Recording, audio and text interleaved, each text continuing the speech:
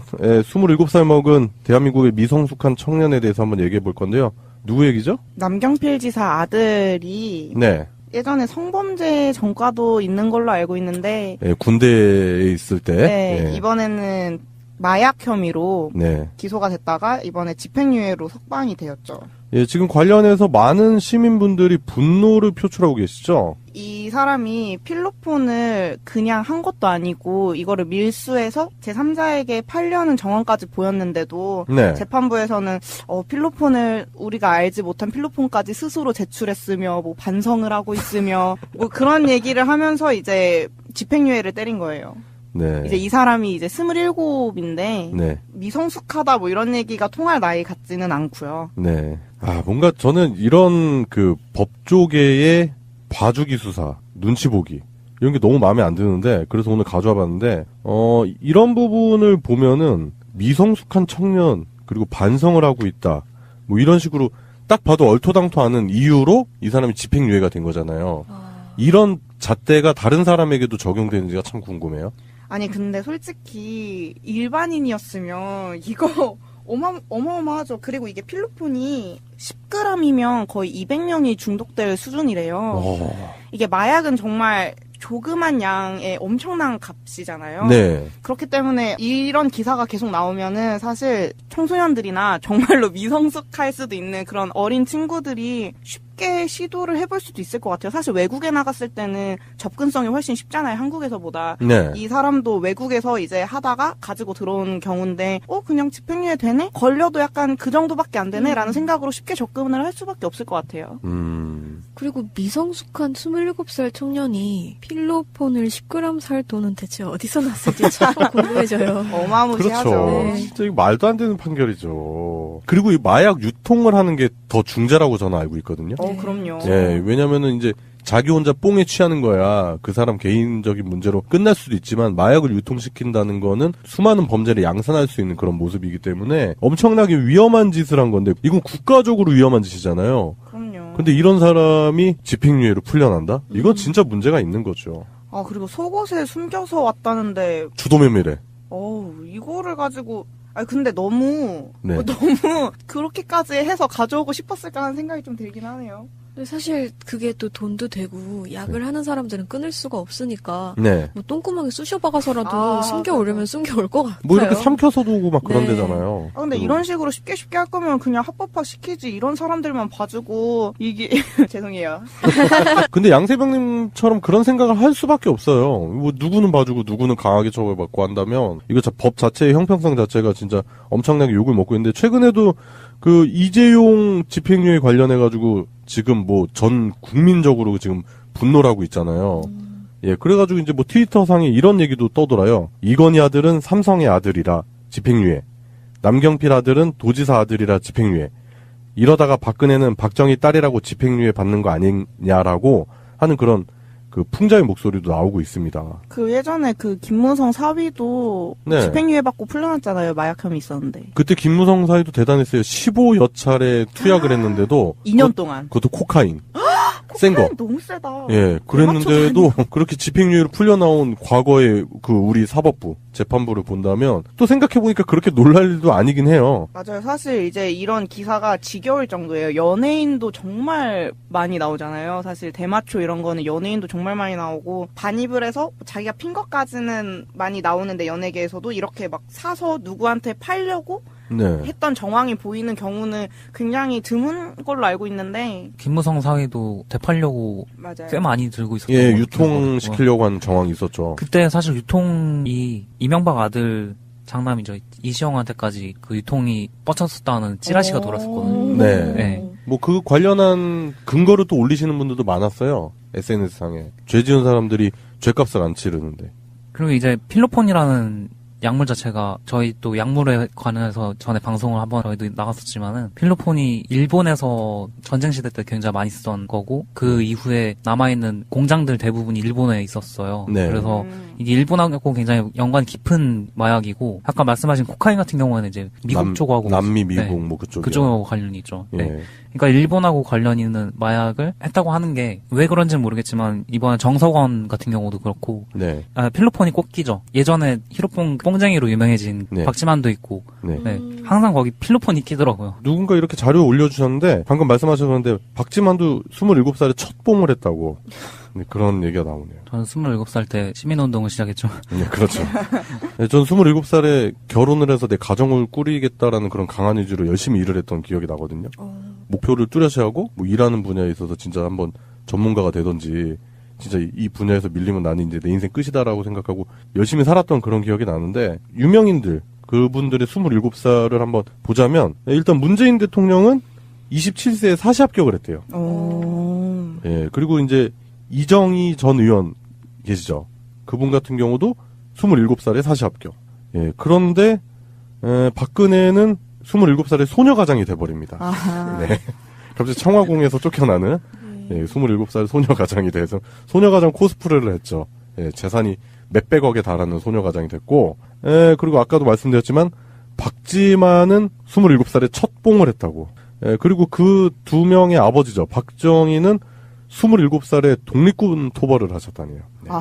네, 집안 자체가 아주 못 갔네요, 진짜. 네, 하여튼 뭐 풍자적으로 얘기를 드려봤는데 지금 이런 부분들 때문에 나오는 게 결국에는 진짜 권력 있는 자, 돈 가진 자들을 위한 세상, 그들을 위한 재판, 사법 그런 게 아닌가라는 상대적 박탈감이 묻어나는 그런 청년들의 목소리가 많이 나오더라고요. 사실 상대적 박탈감도 박탈감인데 네. 그런 정치 권력이나 경제 권력에 사법부가 휘둘리고 있다라는 네, 사실을 다시 한번 깨닫는 거잖아요. 네 그렇죠. 그래서 그 사법부에 대한 신뢰 자체도 되게 많이 하락하고 있는 것 같아요. 네.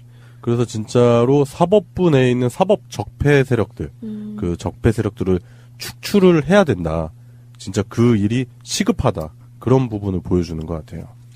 사실 이게 언론도 이거에 대해서 많이 좀 실망감을 또 다시 안겨주는 게 언론에 실망할 게 남아있어요? 이게 남경필 아들 문제 판결과 네. 그 정석원 연예인 정석원 마약 문제가 딱 같이 터졌는데 네. 이게 비중을 다룰 때 이제 같게라도 다뤄주든가 정석원에 대한 거 굉장히 심도 있게 다뤄주고 네네. 뭐 돌도 안 된 아기를 뭐 두고서 뭐 호주로 해외여행을 가서 뭐 몇 명하고 뭐 했고 뭐 그런 걸 이제 자세하게 네네. 보도를 하는 것도 있고 그거에 대한 결과인지는 모르겠지만 이제 실시간 검색어에도 계속해서 1위가 지금 정석원이지 네.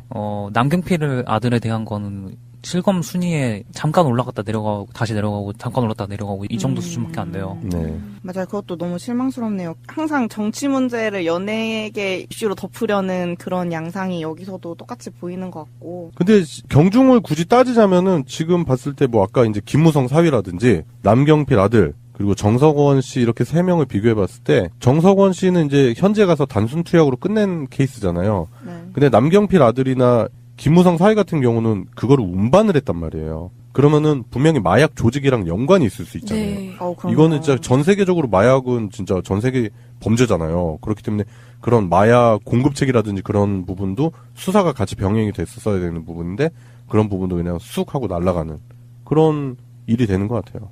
그래서 이런 일이 계속 일어나겠죠. 네. 이렇게 바뀌지 않을 것 같네요. 이렇게 사법부가 이런 판결을 내린 걸 보니까. 네, 그래도 이제 뭐 새 정부의 그 사법 개혁이라든지 이런 부분에 대해서 뭐 그런 부분이라도 기대를 걸어야 되지 않겠나 그런 생각이 듭니다. 예, 그래요. 27살의 미성숙한 청년. 예.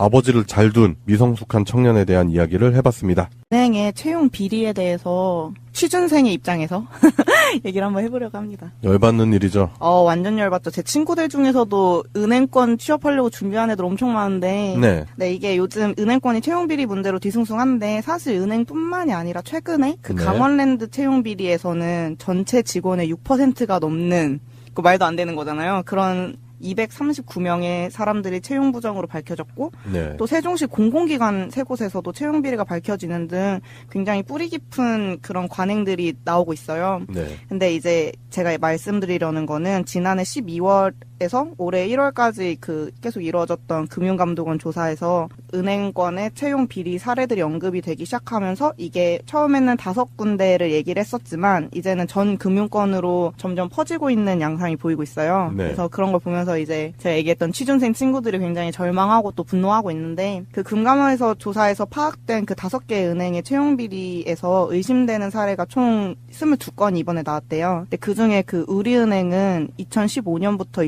2017년까지 37명의 VIP 리스트를 관리했고, 그리고 하나은행하고 국민은행에서도 채용 관련 특별관리 대상 리스트 명단, 그러니까 말하자면 VIP 리스트랑 똑같은 거죠. 네. 그 명단을 두고 거기에 각각 그 55명, 20명의 이름이 발견된 상황인 거예요.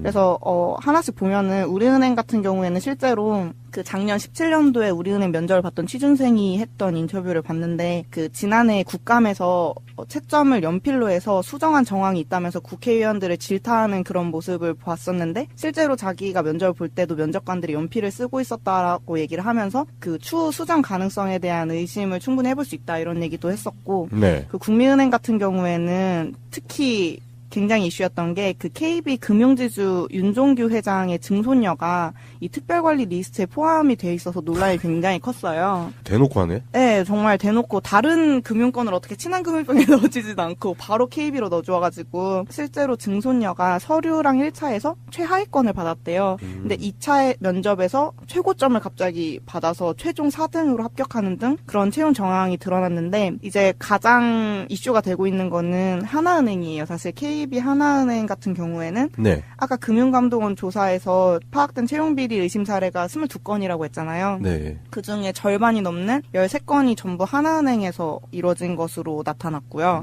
그래서 그중에 6건은 그 청탁에 따른 그 채용 비리였고, 그 나머지 7건이 특히나 더 학생들이 분노하는, 취준생들이 분노하는 지점인데, 그 7건들이 스카이 출신의 학생들을 합격시키기 위해서 면접 점수를 조작하고 원래 탈락권이었던 그 서울대, 연세대, 고려대, 그리고 미국의 위스콘신대 출신자 7명을 합격시킨 다음에 명지대 등 다른 대학 출신의 7명을 떨어뜨렸대요. 그러니까 여기에서 이제 확 열이 확 받네요, 진짜. 그러니까 금수저들만 합격시켜주는 그런 거는 조금 화가 나긴 하지만 뭔가 여태까지 해오던 그런 게 보이잖아요. 근데 당장 자신의 일이 될 수 있다고 생각하는 이 학벌로 인한 네, 학벌 족벌이지 뭐 이제.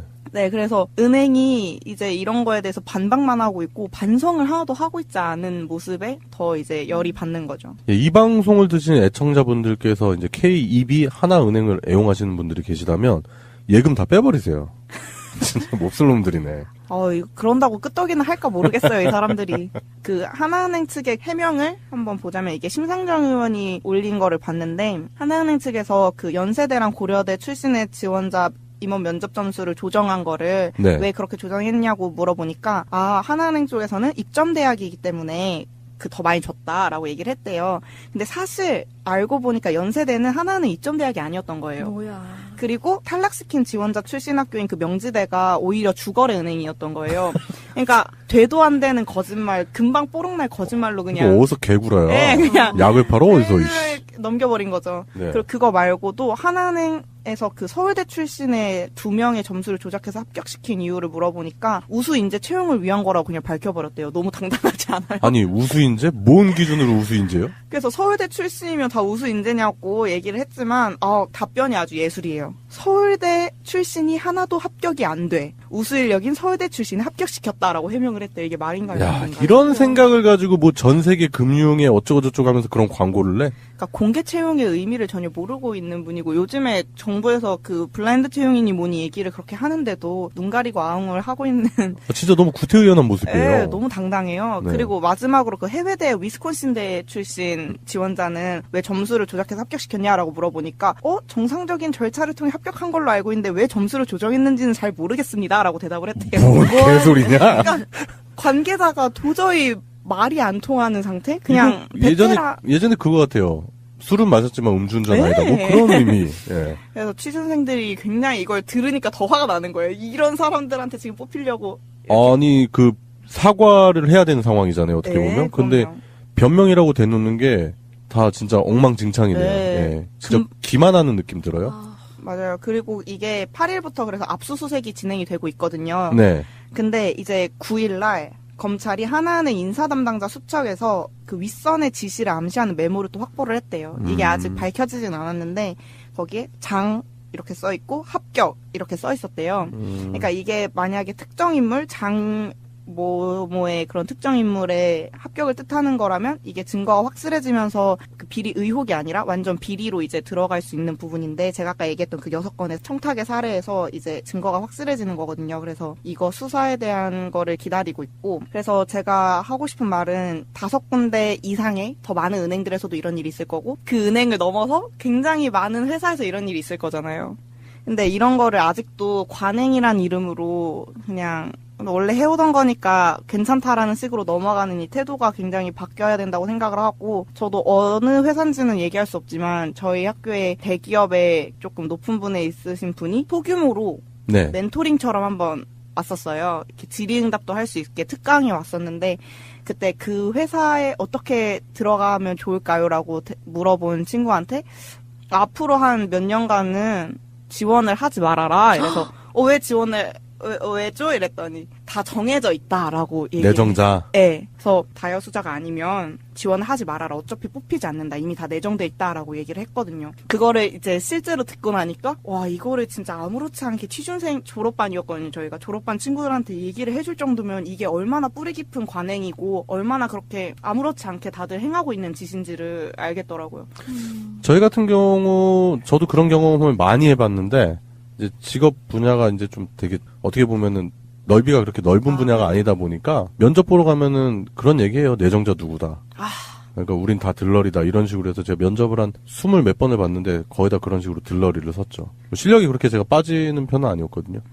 근데 내정자들 문제는 진짜 어제 오늘 얘기는 아닌 것 같아요. 근데 사실 내정자가 있으면 사실 뭐 경력직을 뽑을 때도 그렇고 사람들 포트폴리오 보고 그냥 윗사람이 마음에 들면 그냥 뽑을 수 있는 거잖아요. 네. 그런 거는 뭐 민간 기업이니까 상관이 없는데 공개 채용이라고 열어놓고 취준생들이 맞아. 기만하는 행위가 문제인 거죠. 그냥 내정자가 있으면 그냥 그 사람들 뽑아서 쓰시던가. 그러니까 나도 그 다 지원했던 게 공개 채용이었거든. 네, 공개 채용에서 내정자를 만드는 게 진짜 말이 안 되는 거죠. 예, 자꾸 그런 식으로 제가 겉돌다 보니까 이렇게 삐딱한 40대가 되는 거예요. 성격 지랄.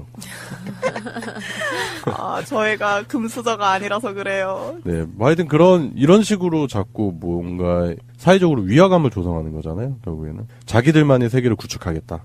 엘리트 패권주의 뭐 이런 거 뭐 여실히 보여주는 그런 사태인 것 같네요. 이것도 어떻게 보면 약간 갑질의 한 형태이지 않을까 이런 생각도 맞아. 해요. 그러니까 그런 경험으로 인해서 상실감을 느낄 청년들은 전혀 고려하지 않는 거잖아요. 네. 너네 그냥 들러리서 우리는 이런 공개 채용이라는 예쁜 이름이 필요해 라는 거잖아요. 그렇죠. 네. 그 학습된 무기력이라는 말을 뉴스에서 봤는데 그게 굉장히 와닿더라고요. 청년들이 지금 학습된 무기력에 빠져 있다, 우울하다라는 얘기를 하는데 계속해서 이렇게 떨어지는 친구들이 이런 기사를 보면 또다시 그렇게 무기력에 빠져 있지 않을까 걱정이 되기도 하네요.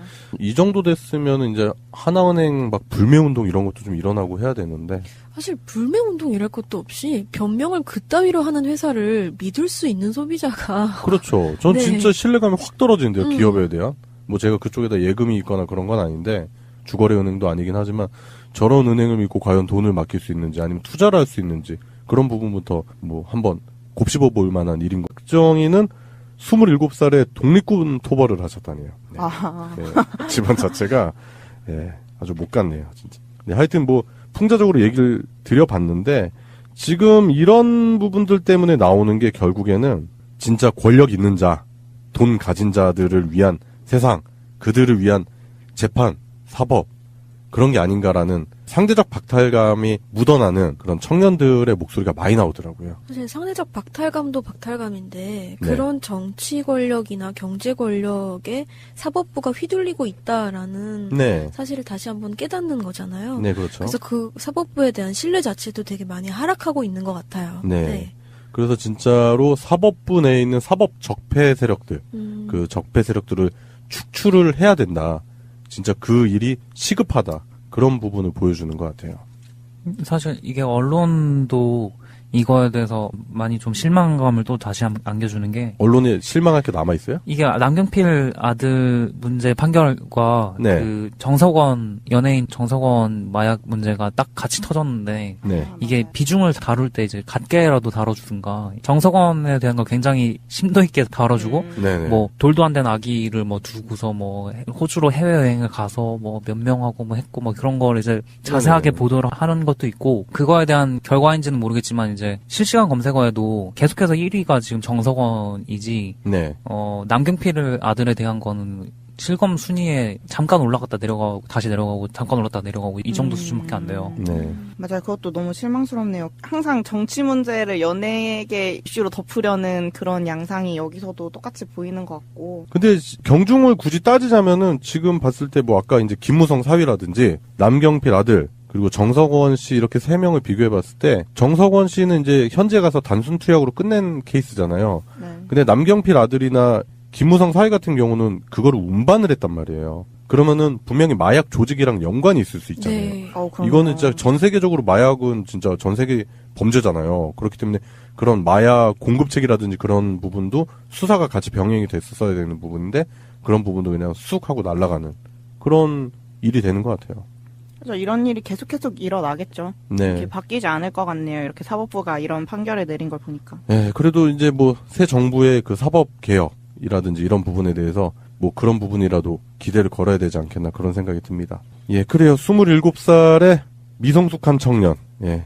아버지를 잘 둔 미성숙한 청년에 대한 이야기를 해봤습니다. 은행의 채용 비리에 대해서 취준생의 입장에서 얘기를 한번 해보려고 합니다. 열받는 일이죠. 완전 열받죠. 제 친구들 중에서도 은행권 취업하려고 준비한 애들 엄청 많은데 네. 이게 요즘 은행권이 채용 비리 문제로 뒤숭숭한데 사실 은행뿐만이 아니라 최근에 그 네. 강원랜드 채용 비리에서는 예, 27살 먹은 대한민국의 미성숙한 청년에 대해서 한번 얘기해 볼 건데요.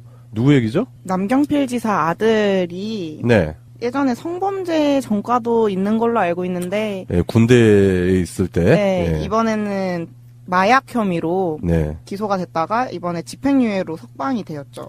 예, 지금 관련해서 많은 시민분들이 분노를 표출하고 계시죠? 이 사람이 필로폰을 그냥 한 것도 아니고 이거를 밀수해서 제3자에게 팔려는 정황까지 보였는데도 네. 재판부에서는 필로폰을 우리가 알지 못한 필로폰까지 스스로 제출했으며 뭐 반성을 하고 있으며 뭐 그런 얘기를 하면서 이제 집행유예를 때린 거예요.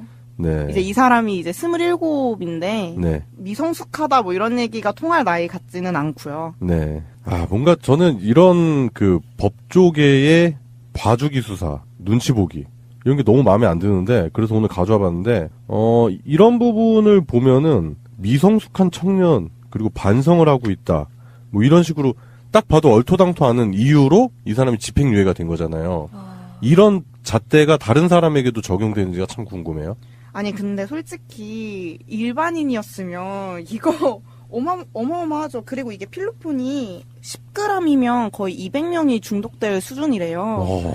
이게 마약은 정말 조그만 양의 엄청난 값이잖아요. 네. 그렇기 때문에 이런 기사가 계속 나오면은 사실 청소년들이나 정말로 미성숙할 수도 있는 그런 어린 친구들이 쉽게 시도를 해볼 수도 있을 것 같아요. 사실 외국에 나갔을 때는 접근성이 훨씬 쉽잖아요. 한국에서보다. 네. 이 사람도 외국에서 이제 하다가 가지고 들어온 경우인데 그냥 집행유예 되네? 걸려도 약간 그 정도밖에 안 되네? 라는 생각으로 쉽게 접근을 할 수밖에 없을 것 같아요. 그리고 미성숙한 27살 청년이 필로폰을 10g 살 돈은 대체 어디서 났을지 참 궁금해져요. 어마무시하죠. 그렇죠. 네. 진짜 이거 말도 안 되는 판결이죠. 그리고 이 마약 유통을 하는 게 더 중재라고 저는 알고 있거든요. 그럼요. 예, 왜냐면은 이제 자기 혼자 뽕에 취하는 거야. 그 사람 개인적인 문제로 끝날 수도 있지만 마약을 유통시킨다는 거는 수많은 범죄를 양산할 수 있는 그런 모습이기 때문에 엄청나게 위험한 짓을 한 건데 이건 국가적으로 위험한 짓이잖아요. 그럼요. 근데 이런 사람이 집행유예로 풀려난다? 이건 진짜 문제가 있는 거죠. 그리고 속옷에 숨겨서 왔다는데 주도면밀해. 이거를 가지고 근데 너무 네. 너무 그렇게까지 해서 가져오고 싶었을까 하는 생각이 좀 들긴 하네요. 근데 사실 그게 또 돈도 되고 약을 하는 사람들은 끊을 수가 없으니까 네. 뭐 똥구멍에 쑤셔 박아서라도 숨겨오려면 숨겨올 것 같아요. 뭐 이렇게 삼켜서도 오고 막 그런 네. 데잖아요. 근데 이런 식으로 쉽게 할 거면 그냥 합법화 시키지. 이런 사람들만 봐주고 이게 죄송해요. 근데 양세병님처럼 그런 생각을 할 수밖에 없어요. 뭐 누구는 봐주고 누구는 강하게 처벌받고 한다면 이거 법 자체의 형평성 자체가 진짜 엄청나게 욕을 먹고 있는데 최근에도 전체 직원의 6%가 넘는 그 말도 안 되는 거잖아요. 그런 239명의 사람들이 채용 부정으로 밝혀졌고 네. 또 세종시 공공기관 세 곳에서도 채용 비리가 밝혀지는 등 굉장히 뿌리 깊은 그런 관행들이 나오고 있어요. 네. 근데 이제 제가 말씀드리려는 거는 지난해 12월 에서 올해 1월까지 그 계속 이루어졌던 금융감독원 조사에서 은행권의 채용 비리 사례들이 언급이 되기 시작하면서 이게 처음에는 5군데를 얘기를 했었지만 이제는 전 금융권으로 점점 퍼지고 있는 양상이 보이고 있어요. 네. 그래서 그런 걸 보면서 이제 제가 얘기했던 취준생 친구들이 굉장히 절망하고 또 분노하고 있는데 그 금감원에서 조사에서 파악된 그 5개 은행의 채용 비리에서 의심되는 사례가 총 22건이 이번에 나왔대요. 근데 그 중에 그 우리은행은 2015년부터 2017년까지 37명의 VIP 리스트를 관리했고 그리고 하나은행하고 국민은행에서도 채용 관련 특별관리 대상 리스트 명단 그러니까 말하자면 VIP 리스트랑 똑같은 거죠. 네. 그 명단을 두고 거기에 각각 그 55명, 20명의 이름이 발견된 상황인 거예요. 그래서 하나씩 보면은 우리은행 같은 경우에는 실제로 그 작년 17년도에 우리은행 면접을 봤던 취준생이 했던 인터뷰를 봤는데 그 지난해 국감에서 채점을 연필로 해서 수정한 정황이 있다면서 국회의원들을 질타하는 그런 모습을 봤었는데 실제로 자기가 면접을 볼 때도 면접관들이 연필을 쓰고 있었다라고 얘기를 하면서 그 추후 수정 가능성에 대한 의심을 충분히 해볼 수 있다 이런 얘기도 했었고 네. 그 국민은행 같은 경우에는 특히 굉장히 이슈였던 게 그 KB 금융지주 윤종규 회장의 증손녀가 이 특별관리 리스트에 포함이 돼 있어서 논란이 굉장히 컸어요. 대놓고 하네. 네, 정말 대놓고 다른 금융권을 어떻게 친한 금융권에 넣어주지도 않고 바로 KB로 넣어줘가지고 실제로 증손녀가 서류랑 1차에서 최하위권을 받았대요. 근데 2차 면접에서 최고점을 갑자기 받아서 최종 4등으로 합격하는 등 그런 채용 정황이 드러났는데 이제 가장 이슈가 되고 있는 거는 하나은행이에요. 사실 KB 하나은행 같은 경우에는 네. 아까 금융감독원 조사에서 파악된 채용비리 의심 사례가 22건이라고 했잖아요. 네. 그중에 절반이 넘는 13건이 전부 하나은행에서 이루어진 것으로 나타났고요. 그래서 그중에 6건은 그 청탁에 따른 그 채용 비리였고 그 나머지 7건이 특히나 더 학생들이 분노하는 취준생들이 분노하는 지점인데 그 7건들이 스카이 출신의 학생들을 합격시키기 위해서 면접 점수를 조작하고 원래 탈락권이었던 그 서울대, 연세대, 고려대 그리고 미국의 위스콘신대 출신자 7명을 합격시킨 다음에 명지대 등 다른 대학 출신의 7명을 떨어뜨렸대요. 그러니까 여기에서 이제 확 열이 확 받네요, 진짜. 그러니까 금수저들만 합격시켜주는 그런 거는 조금 화가 나긴 하지만 뭔가 여태까지 해오던 그런 게 보이잖아요. 근데 당장 자신의 일이 될 수 있다고 생각하는 이 학벌로 인한 네, 학벌 족벌이지 뭐 이제. 네, 그래서 은행이 이제 이런 거에 대해서 반박만 하고 있고 반성을 하나도 하고 있지 않은 모습에 더 이제 열이 받는 거죠. 예, 이 방송을 드시는 애청자분들께서 이제 K2B 하나은행을 애용하시는 분들이 계시다면 예금 다 빼버리세요. 진짜 몹쓸 놈들이네. 이거 그런다고 끄떡이는 할까 모르겠어요, 이 사람들이. 그 하나은행 측의 해명을 한번 보자면 이게 심상정 의원이 올린 거를 봤는데 하나은행 측에서 그 연세대랑 고려대 출신의 지원자 임원 면접 점수를 조정한 거를 네. 왜 그렇게 조정했냐고 물어보니까 하나은행 쪽에서는 입점 대학이기 때문에 그 더 많이 줬다라고 얘기를 했대요. 근데 사실 알고 보니까 연세대는 하나은행 입점 대학이 아니었던 거예요. 뭐야. 그리고 탈락시킨 지원자 출신 학교인 그 명지대가 오히려 주거래 은행이었던 거예요.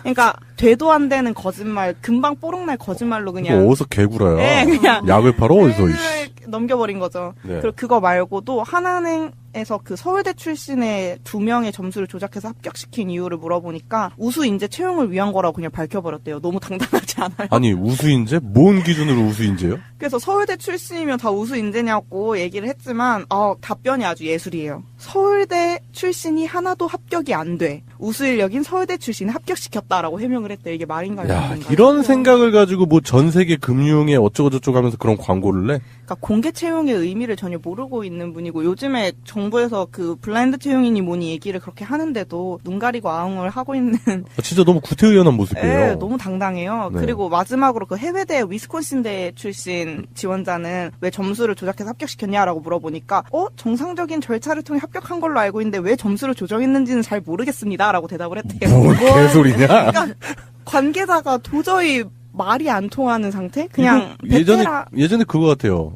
술은 마셨지만 음주운전 네. 아니다. 뭐 그런 의미. 예. 그래서 취준생들이 굉장히 이걸 들으니까 더 화가 나는 거예요. 이런 사람들한테 지금 뽑히려고. 이렇게. 아니 그 사과를 해야 되는 상황이잖아요. 어떻게 네, 보면. 근데 그럼요. 변명이라고 대놓는 게 다 진짜 엉망진창이네요. 네. 예. 진짜 기만하는 느낌 들어요. 맞아요. 그리고 이게 8일부터 그래서 압수수색이 진행이 되고 있거든요. 네. 근데 이제 9일날 검찰이 하나하나 인사 담당자 수척에서 그 윗선의 지시를 암시하는 메모를 또 확보를 했대요. 이게 아직 밝혀지진 않았는데 거기에 장 이렇게 써 있고 합격 이렇게 써 있었대요. 그러니까 이게 만약에 특정 인물 뭐의 그런 특정 인물의 합격을 뜻하는 거라면 이게 증거가 확실해지면서 그 비리 의혹이 아니라 완전 비리로 이제 들어갈 수 있는 부분인데 제가 아까 얘기했던 그 6건의 청탁의 사례에서 이제 증거가 확실해지는 거거든요. 그래서 이거 수사에 대한 거를 기다리고 있고 그래서 제가 하고 싶은 말은 5군데 이상의 더 많은 은행들에서도 이런 일이 있을 거고 그 은행을 넘어서 굉장히 많은 회사에서 이런 일이 있을 거잖아요.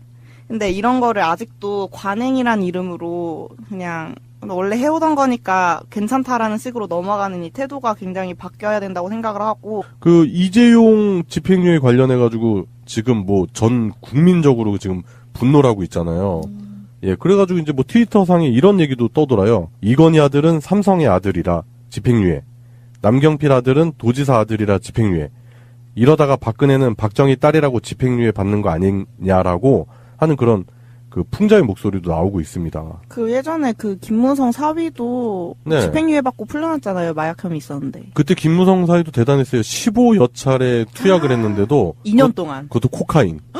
센 거. 너무 세다. 예, 그랬는데도 그렇게 집행유예로 풀려나온 과거의 그 우리 사법부, 재판부를 본다면 또 생각해보니까 그렇게 놀랄 일도 아니긴 해요. 맞아요. 사실 이제 이런 기사가 지겨울 정도예요. 연예인도 정말 많이 나오잖아요. 사실 대마초 이런 거는 연예인도 정말 많이 나오고 반입을 해서 자기가 핀 것까지는 많이 나오는데 연예계에서도 이렇게 막 사서 누구한테 팔려고 네. 했던 정황이 보이는 경우는 굉장히 드문 걸로 알고 있는데 김무성 사위도 되팔려고 맞아요. 꽤 많이 들고 있었던 예, 것 유통시키려고 하는 정황이 있었죠. 그때 사실 유통이 이명박 아들 장남이죠. 이시영한테까지 그 유통이 뻗쳤었다는 찌라시가 돌았었거든요. 네. 네. 뭐 그 관련한 근거를 또 올리시는 분들도 많았어요. SNS상에. 죄 지은 사람들이 죄값을 안 치르는데.